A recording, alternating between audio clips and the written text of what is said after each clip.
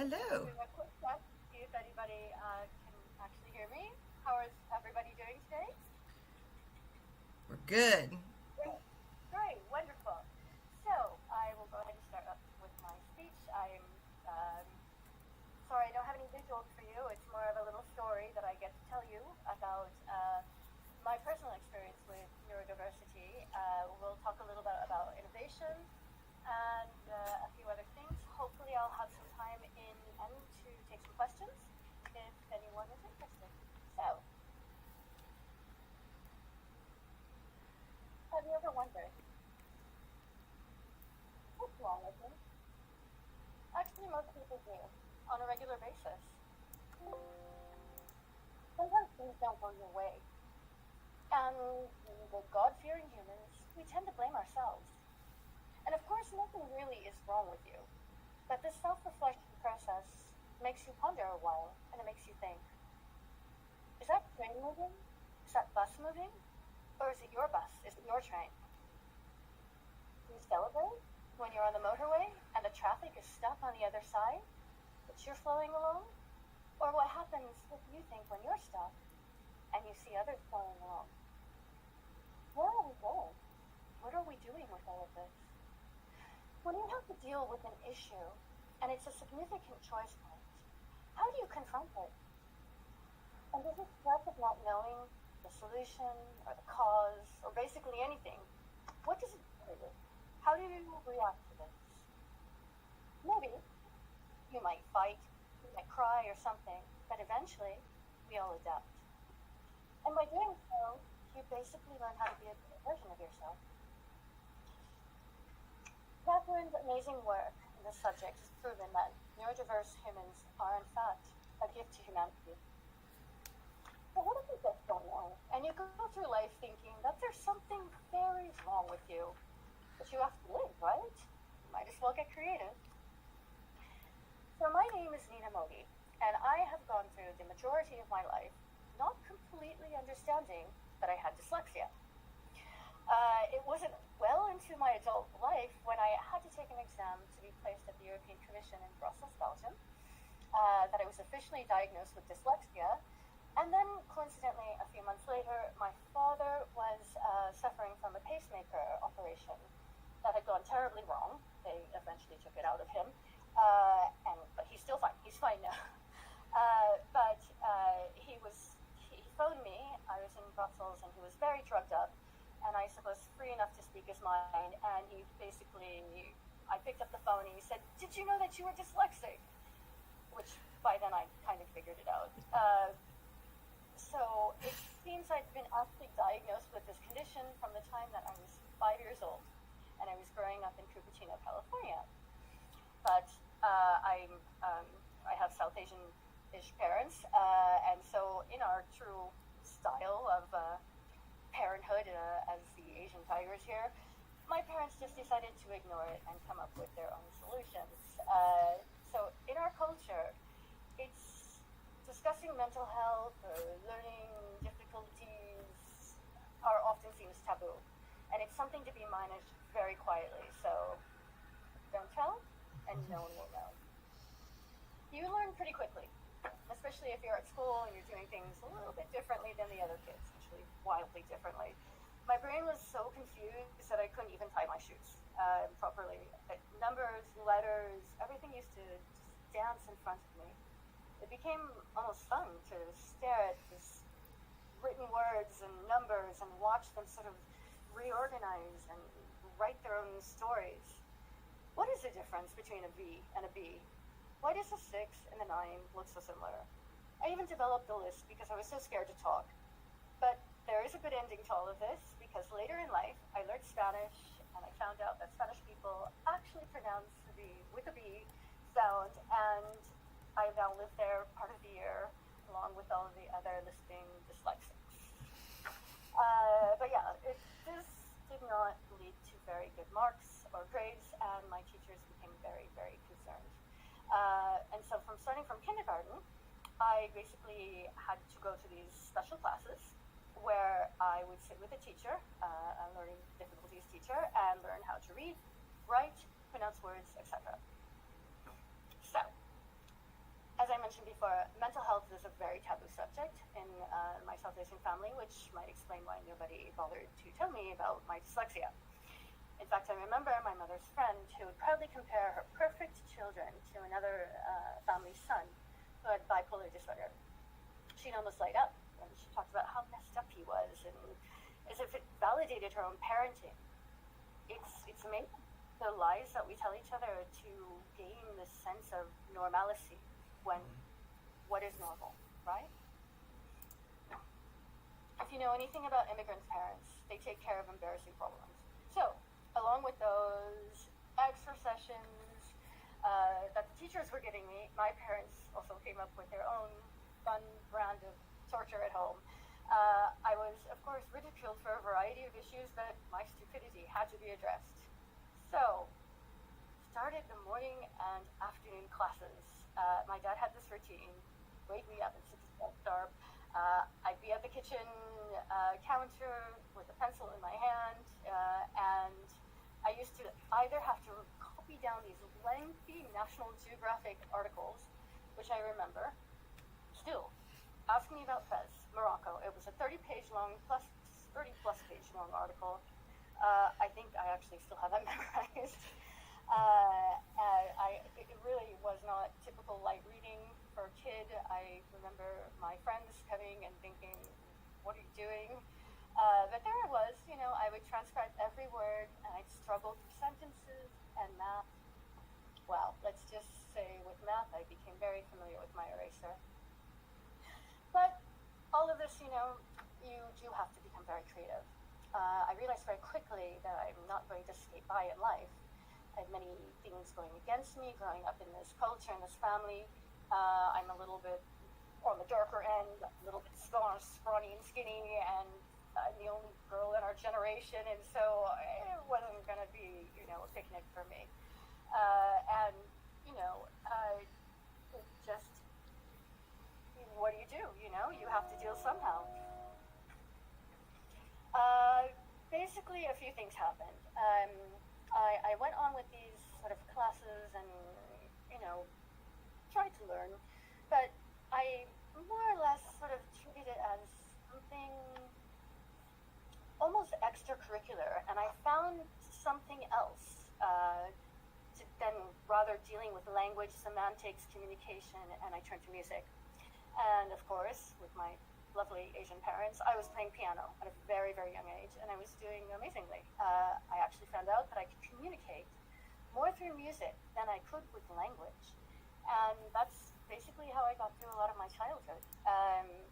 I hid in a classical music bubble. And this basically solved everything in a way. I think if you understand music, which I'm pretty sure all of you do, it's something. It's sort of everything. The music, the vibrations, they all have a color to them. They have a feeling, a sentiment. You can almost drown yourself in it. And it gave me something I could work at that I was actually good at. I wanted to be the best. And since languages and maths and all these other things were so issue-ridden, I decided, let's communicate through music. My parents, my poor parents, because I'm a classical trained musician, and that's not really their type of music, and the classical piano then eventually turned to opera, and which really irritated those people.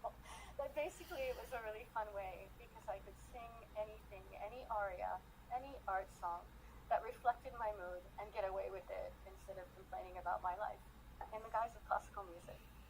So that's a hint for all of you. But it's a strange thing, because the music influence eventually turned into a very kind of strange existence, where you kind of spend your life living like two different people. So by day, I studied, I worked, I did the right things. I was normal. When I had free time, though, I would sing and do creative things. When I finally managed to get myself to Europe for my master's degree and get away from some societal expectations, I dedicated most of my time to doing opera professionally, and even managed to get a review in the Times of London. But I want you to know that this is probably, and I'm sure any neurodiverse person in the audience might be able to relate to this. This is how we get things. By doing this, you have to be a different person at the same time. If you're trying to defeat that mental illness stigma, means you've got to be your very normal and be a perfect cog in the system. But what comes with a warning, it may break your strange little creative dyslexic heart, and eventually you may be compromised by one of these lives, one of these personalities, or the others. I tell you all of this because my point is that when you are undiagnosed, you're sort of forced to think outside of your box. Things may not be easy for you. If you're lucky and you have a supportive network, maybe you'll be okay with the diagnosis and being able to accept things. But if you're not, like in my situation, you're going to be pushed and you're going to have to survive. And part of the reason you won't possibly even know why. And probably, like me, you'll probably turn to some creative mediums and learn how to never give up. There is some real beauty in not knowing that you have more or less a learning disability. I developed my own strategies. My dad's early morning boot camps were my training grounds. They taught me resilience, persistence, and how to find my way through a problem. Even when the standard approach never really worked for me.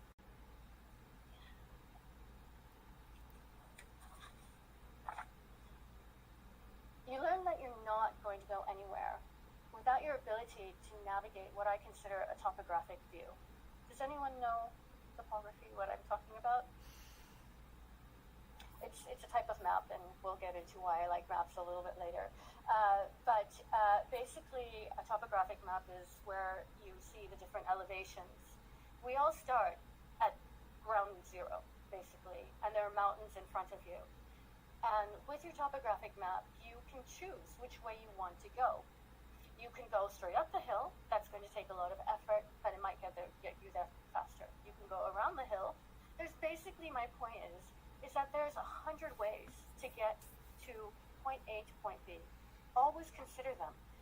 Never, ever give up, because that's not what we're supposed to do, and you can't. I mean, we all simply need to get on with these things. So I'm talking about who doesn't give up, right? Neurodiversity isn't just a concept. It's a powerful force that has shaped some of the greatest minds and motivators in history. So when we think of dyslexia, ADHD, autism, bipolar, or some other neurodiverse conditions, it's really easy to focus on the challenges. But what if we flip the narrative?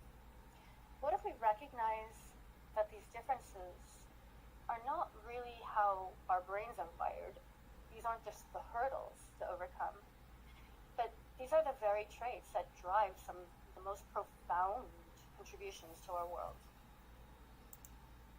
So, for example, take Richard Branson, the founder of the Virgin Group and one of the most successful entrepreneurs of our time. He's openly dyslexic. For Branson, traditional schooling was a struggle. He often felt lost and out of place, much like many of us who grappled with a neurodiverse condition. But instead of letting him hold him back, he leaned into his strengths. His creativity, his ability to think outside of the box, his knack for visualizing ideas in ways that others couldn't.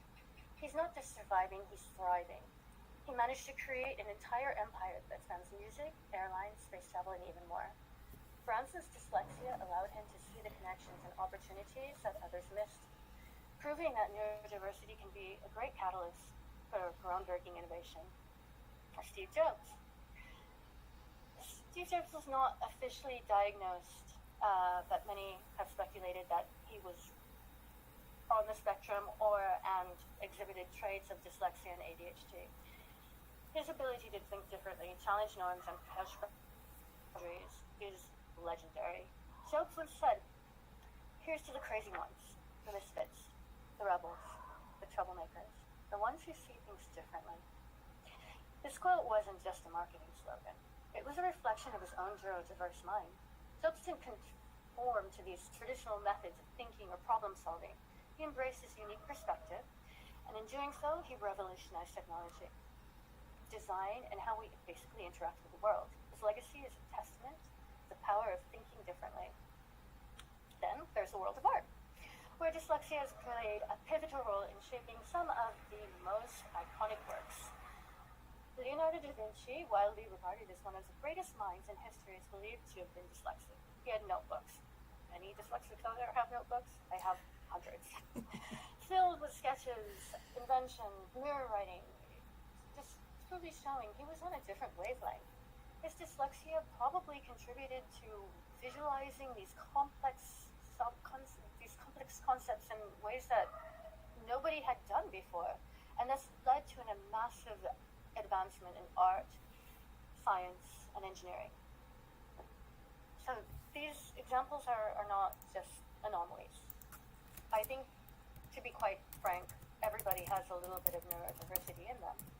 But this is a little reminder that when you know and recognize that neurodiverse people are there, understand that they possess these unique strengths, and that when you nurture them, they can lead to extraordinary advancements. The challenge of neurodiversity, while real, often coexists with exceptional talents like creativity and problem solving. When society fails to recognize and support these talents, we miss out on the potential for incredible innovation. So back to us, ordinary, normal dyslexics. So, back to that official diagnosis that I eventually got. When I first got it, I was honestly not surprised, and I felt a tremendous amount of relief, but it was accompanied by this odd feeling of shame that it was still not normal. I kind of clung to this belief that my dad's early morning sessions had scared the dyslexia away, and I was now normal-ish. But mind you, neurodiversity, the term, wasn't that popular then. And it was basically the world acknowledging that I had a learning disorder. And that dreaded feeling of, there is something wrong with me. However, remember that aforementioned European institution exam I had to take? They gave me 30 more minutes for that exam. And I managed to pass it with flying colors, even the math section, and everyone was completely shocked because my maths are quite terrible. And if you want to know how I did it, it was a year-long, an hour a day, maybe not every day a week, but it took a year of me basically making a photo of various formulas that I knew that they were going to ask about and just memorizing them in my head. And honestly, I nearly cried of relief when I passed it. And then I realized, great, you've finally attained the mathematical level of a senior in high school, which is what they basically test for at the European institutions. But they do trick you, and if you're dyslexic and things are reversed, it's not easy. So then I thought about it a bit. I was like, okay, I've managed a lot. I've accomplished a lot. By then, when I had taken this exam and was sitting there processing all of this information, I had already possessed 4 university degrees. I have countless IT and project management certifications. I manage some amazing suites of software that are still in use today, and along with that, some incredible teams and some incredible people. Initially, I attributed it to my social skills, but like most neurodiverse people, I'm not really exactly a social butterfly. Crowds, loud noises, any noises really kind of bother me. I have my family, I have my friend circle, very limited people, and I keep to myself for the most part. I like to think that I'm empathetic and kind, but when it comes to socializing, especially in large groups, I'm still a bit awkward. So what is this thing then that propelled me forward in life instead of cowering like a victim and feeling bad about my language, comprehension skills? Is this the dyslexia? I mean, from the boot camps, I can tell you I read, process in large blocks of text. So not sentence by sentence, like most people.